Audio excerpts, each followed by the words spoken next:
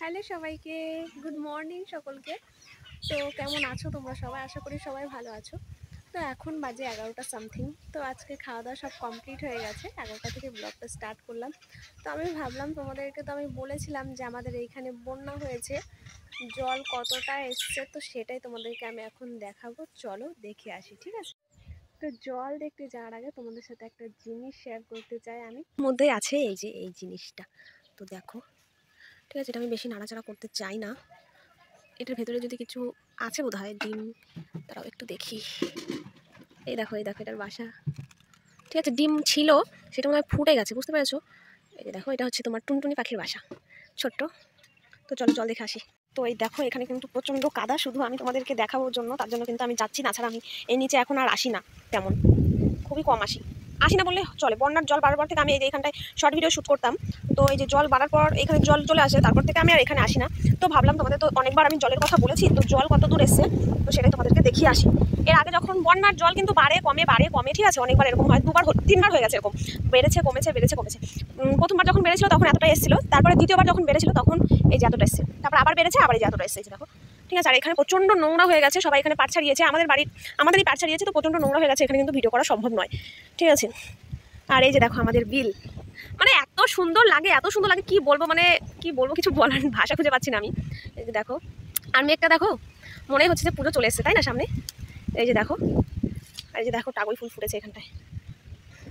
তোমরা টাগই বলি, তোমরা তো পানা কচুরি বলো, জানি, যার যেটা ভাষা সেটা বলে। ওই যে দূরে দেখতে পাচ্ছ একটা জলের মাঝখানে কি দাঁড়িয়ে আছে, ওটা কিন্তু সেই মাছ, ওইখানে মাছ জেতিয়ে রেখেছে, যারা হচ্ছে ধরেছে, তারা ওইখানে অনেক মাছ, মানে একটা ইসের মধ্যে জানা নাকি বলে, সেটার মধ্যে পড়ে ওইখানে করে রাখে, জেতিয়ে রাখে একটা কাঠি কেড়ে।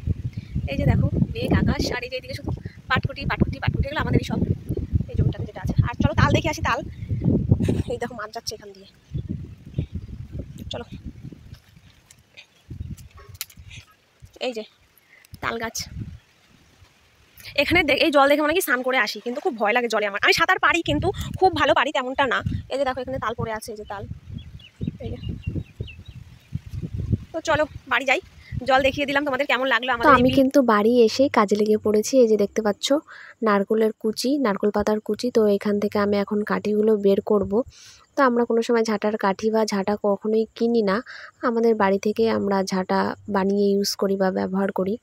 তো এই ঝাঁটার কাঠি এড়াতে আমি তোমাদের সাথে কিছু শেয়ার করতে চাই, মানে আমার ছোটোবেলাকার, মানে ছোটো না বেশি বড়ও না, তো একটা গল্প, তো শোনো।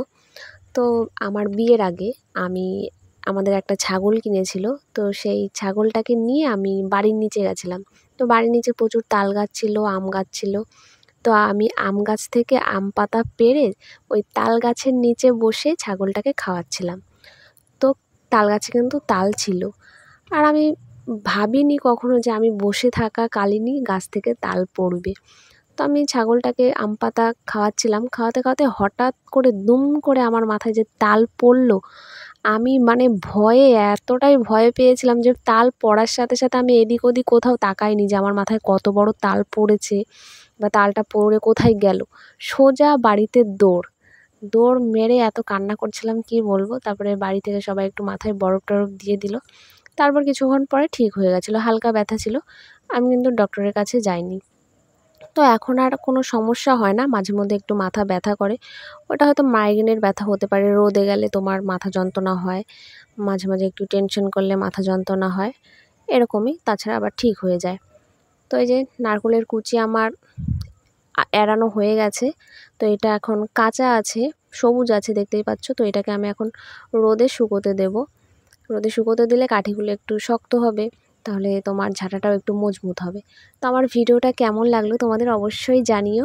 যদি ভালো লাগে অবশ্যই একটা লাইক কমেন্ট করে দিও, আর ভালো লাগলে চ্যানেলটা সাবস্ক্রাইব করে দিও। সবাই ভালো থেকো, সুস্থ।